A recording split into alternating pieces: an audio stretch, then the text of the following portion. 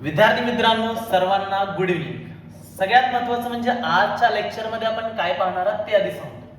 Class 10th मध्ये science या सब्जेक्टमध्ये IUPAC नॉमेनक्लेचर आपला जो चॅप्टर आहे कार्बन कंपाऊंड्स चॅप्टर नंबर 9 याच्यामध्ये IUPAC नॉमेनक्लेचर हा जो टॉपिक आहे तो आज आपण बेसिक म्हणून पाहणार आहोत. सर्वात महत्त्वाचं म्हणजे काय तर हा टॉपिक कितपत महत्त्वाचा आहे.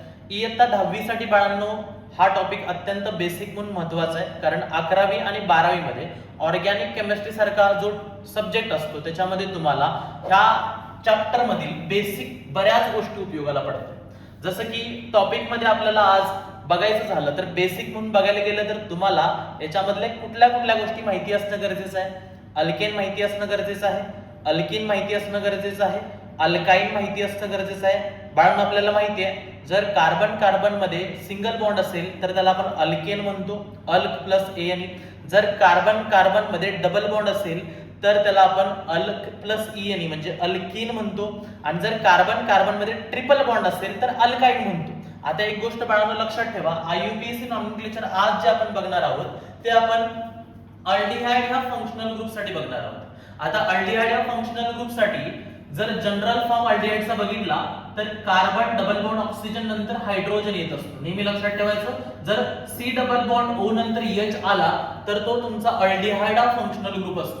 याच्यामध्ये याचं रिप्रेझेंटेशन आणखीन एका पद्धतीने करतात, जसं असं आहे CHO. जर CHO दिसला तरी सुद्धा तो अल्डिहाइड फंक्शनल ग्रुपच सांगितला जातो. आता एक गोष्ट लक्षात ठेवा, ज्यावेळेस अल्डिहाइड सारखा फंक्शनल ग्रुप तुमच्या IUPAC नॉमेनक्लेचर मध्ये येतो बाळांनो त्यावेळेस तुमचं सफिक्स जे असतं ते AL टाकायचं असतं. काय टाकायचं असतं? AL. आता सफिक्स म्हणजे काय, कधी कधी विद्यार्थ्यांचं कन्फ्युजन होतं याच्यामध्ये भरपूर वेळेस की सफिक्स आणि प्रेफिक्स. एक गोष्ट लक्षात ठेवा, प्री म्हणजे अगोदर आणि सफिक्स म्हणजे पुढं म्हणजे शेवटी असणार आहे, त्यावेळेस आपण अल टाकायचं. आता आपण डायरेक्टली जास्त वेळ न दवडता आपण डायरेक्टली एक्झाम्पल कडे जाऊया. आज एक्झाम्पल घेऊया आणि त्याच्यामध्ये असणाऱ्या बेसिक कॉन्सेप्ट्स अल्डिहाइडच्या सगळ्या क्लिअर करूया. इथून पुढच्या प्रत्येक IUPACच्या नॉमेनक्लेचर सिरीज मध्ये तुमचा एकही डाऊट राहणार नाही याची मी तुम्हाला खात्री देतो, कारण हा टॉपिक अत्यंत सुंदर आणि अत्यंत तुम्ही व्यवस्थितपणे सोडवणार हे निश्चित आहे. आणखीन एक महत्त्वाचं, 10th स्टँडर्डच्या बोर्ड एक्झाम मध्ये हा जवळपास 2 मार्काला विचारला जाणारा प्रश्न आहे, त्यामुळे हा अत्यंत इम्पॉर्टंट मानणारा क्वेश्चन आहे. आता आपण डायरेक्टली पहिल्या एक्झाम्पल कडे जाऊया, ज्याच्यामध्ये दिले बघा HC डबल बॉन्ड OH. आता नेहमी माहिती आहे आपल्याला कार्बनची व्हॅलेन्सी जी असते, कार्बनची व्हॅलेन्सी किती असते बाळांनो? कार्बनची व्हॅलेन्सी असते 4. आता कार्बनची व्हॅलेन्सी 4 ही परफेक्ट आणि योग्य रीतीने फुलफिल झाली की नाही ते कसं कळणार? एक गोष्ट लक्षात ठेवायची, कार्बनच्या सभोवताली जर 4 बॉन्ड्स तयार होत असतील तर तिथे कार्बनची व्हॅलेन्सी सॅटिस्फाईड झाली असं आपण म्हणतो. आता बघा आपण पहिलं एक्झाम्पल बघूया, त्याच्यामध्ये तर कार्बनची व्हॅलेन्सी सॅटिस्फाईड दिसते. आपण IUPAC नॉमेनक्लेचर साठी जाऊया. IUPAC नॉमेनक्लेचर जर बघायला गेलं तर आपल्याला माहिती आहे IUPAC नॉमेनक्लेचर साठी आपल्याला सगळ्यात पहिल्यांदा select the longest carbon chain हा रूल आहे, बरोबर?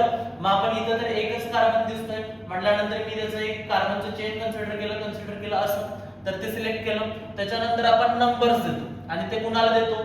कार्बनला देतो. आता कार्बनला कुठून कसे द्यायचे हळूहळू एक्झाम्पल मधूनच तुमचे रूल्स क्लिअर करून घेतो, म्हणजे त्याच्यामुळे काय होईल, कार्बनला कुठून आणि कसे नंबर द्यायचे तुम्हाला अत्यंत चांगल्या प्रकारे क्लिअर होईल. हे बघा, आता कार्बनचा हा पहिला नंबर दिला आपण. आता ह्या जर कंपाऊंडचा IUPAC नॉमेनक्लेचर जर लिहायचं असेल तर तुम्हाला माहिती आहे अल्केन मध्ये आपल्याला जसं की मिथेनचं मिथ, इथेनचं इथ, प्रोपेनचं prop, but, pent, hex, hept अशा प्रकारचे सुरुवातीचे वर्ड रूट माहिती पाहिजेत अल्केन्सचे. जसं की अल्केन मध्ये जर आपण पहिलाच कार्बन एकच कार्बन येत असेल, एकच जर कार्बन आला आणि जर ह्याच्यामध्ये आपल्याला दिसतंय बघा C डबल बॉन्ड O नंतर H असेल तर कुठला फंक्शनल ग्रुप त्याच्यामध्ये प्रेझेंट आहे? अल्डिहाइड प्रेझेंट आहे. अल्डिहाइड फंक्शनल ग्रुप जर प्रेझेंट असेल तर त्याला शेवटी लावतात AL, आणि कार्बनचा जो रूट आहे वर्ड रूट त्याला आपण पॅरेंट अल्केन म्हणतो. तो कुठला आहे बघा, एक आहे म्हटल्यानंतर मिथेन. आता मिथेनचं स्पेलिंग मी पूर्ण लिहितो बाळांनो, लक्ष द्या इकडे, मिथेन मी पूर्ण लिहिलं. आणि अल्डिहाइड साठी मी काय वापरणार म्हणून सांगितले? AL वापरणार. परंतु इथं एक मिस्टेक दिसते बघा, मी काय म्हणतो जनरली विद्यार्थी जिथं चुकतात तिथंच मी मुद्दामून ते चुकीचं लिहिलंय, कारण एकच, कारण तुम्ही तिथं चूक करू नये. बघा कुठं चुकताय तुम्ही, ज्यावेळेस आपण मिथेन पूर्ण स्पेलिंग लिहितो त्यावेळेस त्याच्यामध्ये E आणि A एकमेकांच्या जवळ येतात, जे की आपल्याला नको आहे. आपण आययुपीएसी नॉमेनक्लेचर मध्ये लिहिताना हे दोन ई आणि ए एकमेकांच्या जवळ आणायचे नाहीत आणि हे एकत्रितपणे जोडल्यानंतर काय तयार होईल मग मिथॅनॉल, जे की तुमचं आययुपीएसी नॉमेनक्लेचर झालं ह्या रिस्पेक्टिव्ह पहिला कंपाऊंडचं मिथॅनॉल.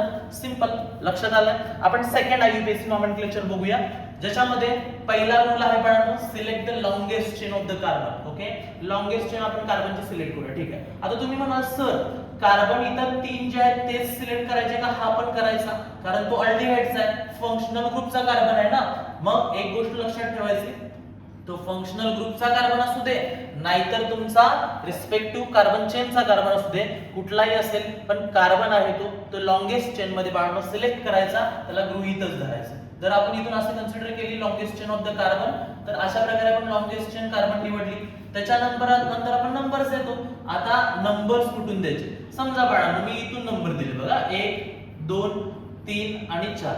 तर एक गोष्ट लक्षात ठेवा, आपण नंबर्स नेहमी त्याच दिशेने देतो ज्या दिशेने आपला फंक्शनल ग्रुप जवळ असेल. आता मला सांगा, जर मी इकडून नंबर दिले तर 4 नंबरला तुमचा CHO जातो, जे की तुमचं एक्झाम्पल चुकून जाईल. त्यामुळे लक्षात ठेवा याच्यामध्ये की तुमचा जो फंक्शनल ग्रुप आहे तो ज्या साइडून जवळ आहे त्याच साइडून तुमचे नंबर्स द्यायचे. त्यामुळे आता मी नंबर्स जे देणार ते इथून देणार, 1 2 3 आणि 4. आता जर आययुपीएसी लिहायचं म्हटलं तर याचं 4 म्हणल्यानंतर मला माहिती आहे पॅरेंट अल्केन ब्युटेन असतोय. काय असतोय? ब्युटेन. आता मी ई लिहिणार का? नाही, मग याच्यासारखा ई नाही लिहिणार आणि अल्डिहाइड साठी काय टाकणार मी? एल टाकणार. The IUPAC nomenclature of this compound butanal, very important, अतिशय महत्त्वाचं आहे. कारण इयत्ता 10वी, इयत्ता 11वी, इयत्ता 12वी आणि इतर म्हणजे तुम्ही ग्रॅज्युएशन पोस्ट ग्रॅज्युएशन मध्ये जाणार, तिथं प्रत्येक ठिकाणी ही गोष्ट तुम्हाला बेसिक म्हणून अत्यंत उपयुक्त येणार म्हणजे येणार. कारण इयत्ता 10वी साठीच फक्त याचं महत्त्व नाही, येणाऱ्या अपकमिंग इयर्स मध्ये सुद्धा तुम्हाला कळेल ज्या ठिकाणी केमिस्ट्रीचा बेसिक कंटेंट असतोय, ऑर्गॅनिक केमिस्ट्रीचा पार्ट असतोय, त्या प्रत्येक ठिकाणी हा तुमचा रिस्पेक्टिव्ह आययुपीएसी नॉमेनक्लेचर तुम्हाला उपयोगाला येणार. ठीक आहे, आता 2 कंपाऊंड झाले, तिसरं कंपाऊंड बघा. तिसऱ्या कंपाऊंड मध्ये बघा आपल्याला दिसतंय की याच्यामध्ये डबल बॉन्ड दिसतोय, इकडे अल्डिहाइड दिसतोय. जरी डबल बॉन्ड आणि अल्डिहाइड मध्ये कंपॅरिझन केलं तरी पण अल्डिहाइडलाच प्रायोरिटी आली.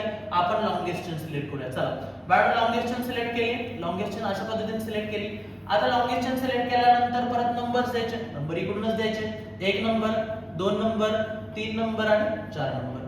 आता एखाद्या गडबडीत काय करेल, लगेच पटकन सर सोपं आहे ब्युटॅनल लिहून टाकेल आणि 1 मार्क मिळण्याची अपेक्षा धरेल, बडी चुकीचं आहे.